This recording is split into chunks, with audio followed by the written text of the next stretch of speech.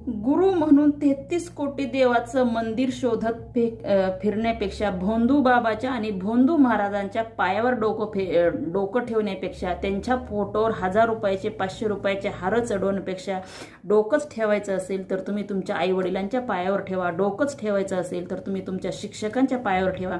आणि जे तुम्ही 100 रुपयाचे 1000 रुपयाचे हार आणून त्या फोटोवर चढवतात, भोंदू बाबाच्या गळ्यामध्ये घालतात, त्याचंच खायला तुम्ही तुमच्या आई वडिलांना घेऊन जा. कारण भारतामध्ये वृद्ध आश्रम आणि अनाथ आश्रम इतके वाढले आहेत की आईवडील हे अनाथ आश्रमात पडलेले आहेत. आईवडील हे मंदिराच्या समोर भीक मागत फिरत आहेत आणि हेच आईवडील आपल्या घरामध्ये आपल्या मुलाच्या हाताकडे बघत असतात, सुनेच्या हाताकडे बघत असतात की हातातला घास मला देतो का दरवाजात बांधलेल्या कुत्र्याला टाकतो. हे आईवडील आपल्या आईवडिलांची आजची खरी परिस्थिती आहे. म्हणून डोकंच ठेवायचं असेल आणि ऋणच फेडायचं असेल तर आईवडिलांच्या पायावर डोकं ठेवा, त्यांचे ऋणी फेडा, त्यांचे उपकार माना, ना की भोंदू बाबाच्या पायावर